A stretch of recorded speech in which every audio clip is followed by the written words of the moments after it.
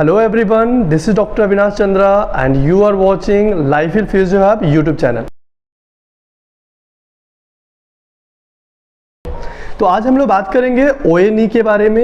OA-NE क्या होता है, क्यों होता है और किसमें सबसे ज़्यादा कॉमन होता है और उसका लक्षण क्या होता है और उसके ट्रीटमेंट क्या होते हैं। ठीक है, तो ये जैसा कि आप देख पा रहे हैं ये हमारा नॉर्मल नी जॉइंट है। ओके, नी जॉइंट नॉर्मली ये जो ऊपर की हड्डी दिख रही है, ठीक है, जो थाई बोन जिसको हम लोग बोलते हैं, जांग की हड्डी, इसे फीमर बोलते हैं। नीचे सिन बोन, इसे टिबिया बोलते हैं। साइड में ये जो हड्डी दिख रही है इसे फिब्यूला बोलते हैं। और ये जो इसके पीछे दिख रहा है आपको, जैसा कि अगर अभी आप देख पा रहे होंगे, ये वाले हड्डी को बोलते हैं पटेला।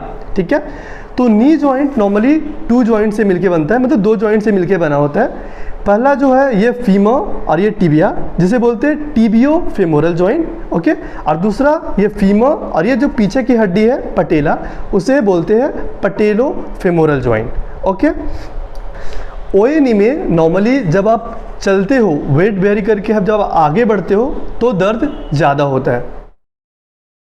उसका मेन रीज़न ऐसा है कि जो घुटने की हड्डियाँ होती है ना, वो आपस में घिसने लगते हैं, जिसको हम लोग डीजनरेटिव चेंजेस बोलते हैं। पहले डीजनरेटिव चेंजेस नॉर्मली 50 ईयर्स के बाद होता था। अभी के एज में ऐसा सर्टेन एज नहीं रहा है, यंग लोगों को भी हो रहा है आफ्टर 30, 35, 40। उसके रीज़न ऐसा है ओवर यूज, आपका वेट का वजन का बहुत ज़्यादा बढ़ जाना। तीसरा जो वुमेन्स है उनमें ये ज़्यादा थोड़ा जल्दी हो जाता है मेनोपॉज होने की वजह से।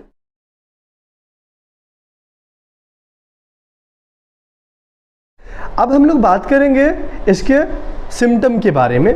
तो नॉर्मली फर्स्ट जो सिम्टम होता है आपको, वो होता है पेन। पेन नॉर्मली आपको वेट बेयर करने के बाद आता है, सुबह में थोड़ी ज़्यादा होती है, या फिर जब पहली आप कुछ स्टेप लेते हो, स्टार्ट का 10-12 स्टेप आप जब आपके नॉर्मल एक्टिविटी के बाद लेते हो तो आपको थोड़ा पेन रहता है। जैसे जैसे एक्टिविटी बढ़ती है कई बार पेन बढ़ते भी है और कई बार पेन कम हो जाते हैं। ये डिपेंड करता है कि आप अभी कौन से स्टेज में हो। सेकेंड इसका आता है स्वेलिंग। स्वेलिंग नॉर्मली क्या होता है, जब आपका जॉइंट घिसने की वजह से छोटे छोटे टुकड़े होते हैं, उसकी वजह से आपके जॉइंट बहुत ज़्यादा इरिटेट होता है। आसपास की जो स्ट्रक्चर होते हैं, जो मेनिस्कस होता है, वो बहुत ज़्यादा इरिटेट हो जाते हैं, जिसकी वजह से ये बॉडी को आपको एक लक्षण भेजता है जिससे आपको पता चले कि घुटने में आपको कुछ तो तकलीफ हो रही है। तो उसकी वजह से घुटने के आसपास में आपको सूजन का दिखना, कई बार सूजन के साथ साथ रेड कलर या फिर लाल कलर जिसे हम लोग बोलते हैं वैसा आ जाता है। तीसरा जो सब इसका सिम्टम होता है वो होता है क्रिपिटस। क्रिपिटस मतलब कड़कड़ की आवाज़ आती है। जब भी आप घुटना को मोड़ोगे या सीधा करोगे तो एक कड़कड़ की आवाज़ बीच में आएगी। उसका सबसे बड़ा रीज़न ऐसा होता है कि जब ये जो दोनों साइड होती है, जो अंदर की साइड होती है घुटने की, वो काफ़ी घिस जाती है, जिसकी वजह से ये दोनों स्ट्रक्चर आपस में दब जाते हैं। दबने की वजह से ऊपर का पार्ट और नीचे के पार्ट में काफ़ी ज़्यादा प्रेशर आता है। इसलिए जब आप घुटना को मोड़ते हो तो वहाँ से आवाज़ आती है। इस आवाज़ को आने से धीरे धीरे बढ़ते बढ़ते छोटे छोटे हड्डियों के टुकड़े होते हैं इस आसपास में, घुटने के आसपास में आने लगते हैं, जिसे हम लोग ऑस्टियोफाइट्स भी बोलते हैं। इसे हम लोग नेक्स्ट कभी तो इसके बारे में बात करेंगे। नेक्स्ट इसका हमारा होता है स्टिफनेस। नॉर्मली जब आप बहुत देर तक आराम करोगे या फिर जब सोकर आप उठोगे तो उठने के बाद पहले जब कुछ स्टेप होगा या फिर जब आप घुटना मोड़ने की कोशिश करोगे या सीधा करने की कोशिश करोगे तो उस समय आपको स्टिफनेस फील होगा। उसका रीज़न ऐसा होता है क्योंकि जो साइनोवियल फ्लूइड होती है, जो लिक्विड होती है, वो जम जाती है या कम हो जाती है, जिसकी वजह से यह आवाज़ आती है या फिर ये स्टिफनेस आता है। नेक्स्ट आता है स्टिफनेस की वजह से कई बार पेशेंट ऐसा होता है कि एक्टिविटी को कम कर देते हैं, जिसकी वजह से मसल धीरे धीरे वीक होने लगता है। नॉर्मली नी के जो मेन मसल होते हैं आगे की तरफ, जिसे हम लोग क्वाड्रिसेप्स बोलते हैं, और पीछे की तरफ वो हैमस्ट्रिंग बोलते हैं। तो जब आपकी एक्टिविटी कम हो जाती है तो धीरे धीरे मसल वीक होने लगते हैं, और मसल वीक होने की वजह से धीरे धीरे डिफॉर्मिटी सेट होने लगता है। आपने कई बार देखा रहेगा जब स्टेज 3 या 4 के बाद जब लोग होते हैं तो नॉर्मली उनका देखा रहेगा कि जो घुटने की 2 घुटने हैं वो आपस में या तो पास में आ जाती है या फिर बाहर की तरफ चली जाती है। जब पास में आ जाती है तो उसे हम लोग बोलते हैं जेन्यू वैल्गम, और जब बाहर की तरफ चले जाते हैं उसे हम लोग बोलते हैं जेन्यू वैरम। तो उस स्टेज में नॉर्मली पेशेंट को सर्जरी की रिक्वायरमेंट पड़ती है। तो हम लोग अभी बात करेंगे कि हम लोग इस स्टेज से पहले कैसे एक्सरसाइज करके अपने दर्द को कम कर सकते हैं, सर्जरी को कैसे अवॉइड कर सकते हैं और अपने आप को हेल्दी रख सकते हैं, पेन फ्री रह सकते हैं। हम लोग देखेंगे कि आपको क्या क्या बेसिक एक्सरसाइज जो आपको करने हैं घर पे।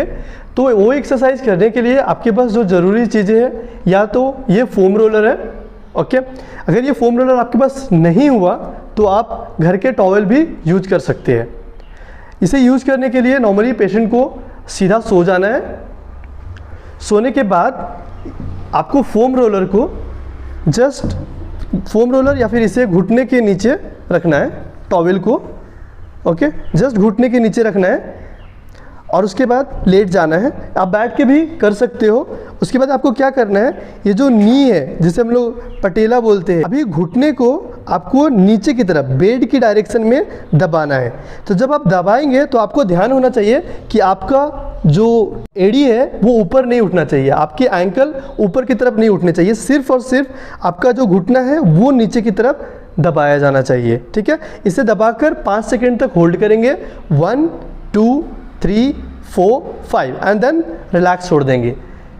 अगेन इसे रिपीट करनी है 5 टाइम्स। जब आप स्टार्ट कर रहे हो तो 1 2 3 4 5, ओके।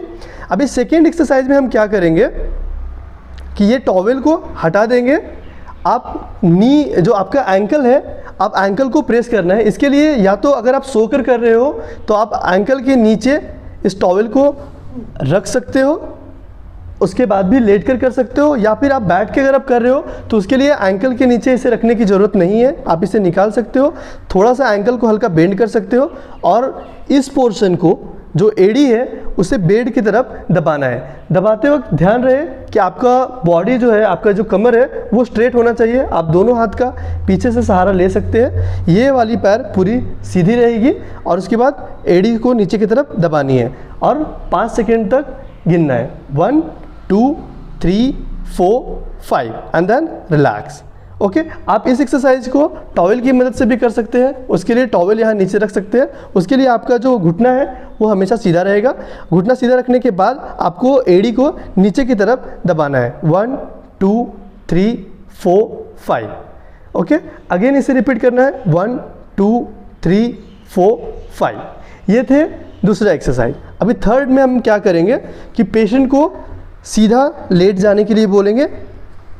लेटने के बाद आपको क्या करना है, या तो टॉवेल को या फिर फोम रोलर को आपके दोनों घुटने के बीच में रखना है, ऐसा। आप तकिया भी यूज कर सकते हो और ऐसे रखने के बाद दोनों भी घुटने को आपस में पास की तरफ दबाना है, दबाकर रखना है और 5 तक गिननी है, 1 2 3 4 5 एंड देन धीरे से रिलैक्स करनी है, ठीक है। वापस उसे दबाना है, 1 2 3 4 5, ओके। ये एक्सरसाइज 5 टाइम्स रिपीट करनी है। ये एक्सरसाइज करते वक्त ध्यान रहे कि आपकी जो कमर है वो घुटने को दबाते वक्त उठनी नहीं चाहिए, ठीक है। ये आपकी कमर हमेशा नीचे रहेगी, सिर्फ और सिर्फ पूरा का पूरा प्रेशर है वो 2 घुटनों के तरफ से आनी चाहिए, ठीक है। अभी हम लोग फोर्थ एक्सरसाइज की तरफ देखेंगे। तो फोर्थ एक्सरसाइज में आपको क्या करना है, ये जो फोम रोलर है, अगर आपके पास फोम रोलर नहीं हुआ तो आप नॉर्मल लोड होती है जो गोल वाली पिलो होती है वो भी यूज कर सकते हो। उसे घुटने के नीचे नहीं, घुटने से थोड़ा ऊपर की तरफ रखना है, ठीक है। और उसके बाद आपको क्या करना है, वो जो आपका एंकल है घुटने से सीधा करना है इस तरफ से, 1 2 3 4 5। जब आप ऊपर की तरफ लेंगे तो आपको ध्यान रखना है कि आपका जो पंजे है, पैर के पंजे है, उसे आपकी तरफ खींचनी है, तो उससे आपकी जो मसल है उस पर ज़्यादा प्रेशर आएगा। और 5 सेकेंड करने के बाद उसे धीरे से, पहले आपके जो एंकल है उसे सीधा कर लेना है, फिर पैर को नीचे की तरफ लेकर जानी है। इसे वापस से थोड़ी देर के बाद फिर से रिपीट करना है सेम। सबसे फर्स्ट आपको घुटना को सीधा करना है, फिर आपके पैर के पंजे को आपकी तरफ खींचनी है और 5 सेकेंड तक होल्ड करनी है। ये एक्सरसाइज को आपको 5 बार रिपीट करनी है, ठीक है। ये हो जाने के बाद अगली एक्सरसाइज की तरफ हम लोग बढ़ेंगे। अभी जब आप अगली एक्सरसाइज करेंगे तो उसमें आपको ध्यान होना चाहिए कि अगली एक्सरसाइज नॉर्मली जब आपका घुटने का तकलीफ जब स्टार्ट होती है तो आपके हिप के मसल जो होते हैं वो भी कमज़ोर हो जाते हैं, जिसकी वजह से घुटनों पे ज़्यादा ताकत आने लगती है, ज़्यादा प्रेशर आने लगता है, पेन बढ़ सकती है। तो आपको क्या करना है, उसके लिए जो आपके जांघ के मसल है, थाई की मसल है, उसकी भी ताकत बढ़ाना बहुत ज़रूरी है। उसके लिए आप क्या करेंगे कि आपको जो दूसरे साइड का नी है उसे फोल्ड करके रख लेना है। इसकी वजह से क्या होगा, आपके जो स्पाइन के ऊपर, रीढ़ के हड्डियों के ऊपर आने वाला जो प्रेशर है वो कम हो जाएगा। उसके बाद आपको धीरे से पैर को थोड़ा सा ऊपर उठाना है और बाहर की तरफ लेना है। बाहर की तरफ लेने के बाद 5 सेकेंड तक होल्ड करके रखनी है। 1 2 3 4 5। अभी ये एक्सरसाइज करते वक्त आपको सबसे बेसिक चीज़ जो ध्यान में रखना है कि पैर को बाहर लेते वक्त गलती से आपके घुटने को ऐसा बाहर की तरफ नहीं लेना है, क्योंकि उससे गलत मसल की ट्रेनिंग हो जाएगी। तो आपको क्या करना है, सीधा रखना है। आपकी जो पंजे है, आपका जो घुटना है, ये छत की तरफ हमेशा फेसिंग में रहना चाहिए ताकि आप सीधे रख सके। थोड़ी सी 10 से 15 डिग्री आपको आपके जांघ से ऊपर की तरफ उठाना है और फिर घुटने को सीधा रखकर, एंकल को सीधा रखकर पैर को बाहर की तरफ लेना है। बाहर की तरफ लेने के बाद एक एंगल में 5 सेकेंड तक होल्ड करना है, जहां तक आपको पेन फ्री हो।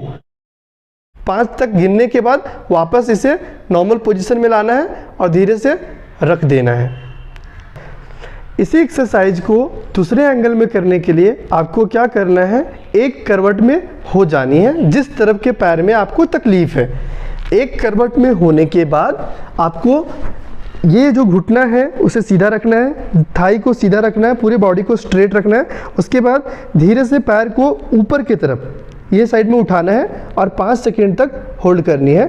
1 2 3 4 5 एंड देन स्लोली नीचे लेकर आना है। वापस इसे रिपीट करना है 5 टाइम्स। 1 2 3 4 5। अभी ये एक्सरसाइज करते वक्त आपको ध्यान होना चाहिए कि ये जो पैर है वो ऐसा नीचे नहीं जाएगा। इसके लिए आपको क्या करना है, एक तकिया जो है वो दोनों घुटने के बीच में इस तरीके से रख देनी है ताकि आपके जो घुटने हैं ये सीधे रहे, क्योंकि अंदर आने की वजह से कई बार आपको पेन हो सकता है। तो इस तरीके से रखना है और आपके घुटने को सीधा ऊपर उठाना है। 1 2 3 4 5 और उसके बाद धीरे से नीचे ले लेना है। ठीक है, इस एक्सरसाइज में कोई भी एक्सरसाइज आपको हड़बड़ी में, बहुत जल्दी में नहीं करनी है, जितनी हो सके धीरे धीरे करना है। ओके अभी जो अगली एक्सरसाइज है जिसे हम लोग क्वाड्रिसेप ड्रिल कहते हैं, उसके लिए आपको क्या करना है, सीधी बैठ जानी है बेड पे। आपको ये ध्यान में रहना चाहिए जब भी आप बेड पे बैठ रहे हैं तो आपके जो बेड की हाइट होनी चाहिए उस पर बैठने के बाद, इसे 90-90 पोजीशन बोलते हैं, मतलब आपकी नी और हिप की एंगल 90 डिग्री होनी चाहिए। तो बैठने के बाद आपके पैर के नीचे गैप होना चाहिए, आपके पैर जमीन पे टच होनी नहीं चाहिए। तो वैसे ये आप एक्सरसाइज कुर्सी पे भी बैठ कर सकते हो, बेड पे भी बैठ कर सकते हो। और उसके बाद आपको क्या करना है, सीधा आपकी जो एंकल है, आपकी जो नी है, उसे धीरे धीरे सीधा करना है। जहाँ तक आपको पेन फ्री है वहीं तक शुरुआत में सीधी करनी है, फिर धीरे धीरे आपको एंगल को बढ़ानी है।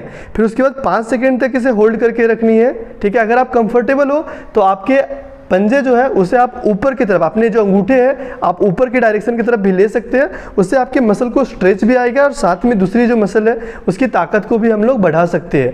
5 सेकेंड होल्ड करने के बाद इसे धीरे से पहले एंकल को नीचे लेना है, उसके बाद घुटने को मोड़ना है। ठीक है, सीधी करनी है।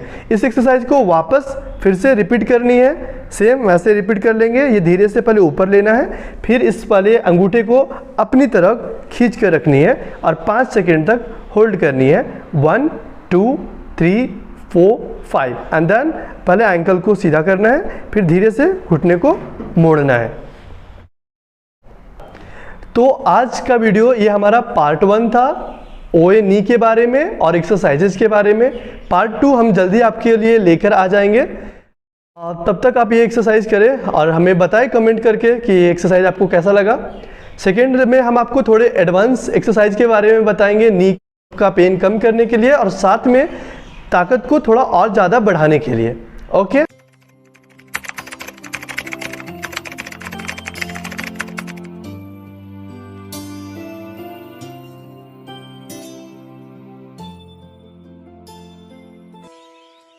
do like and subscribe our YouTube channel and press the bell icon for more updates.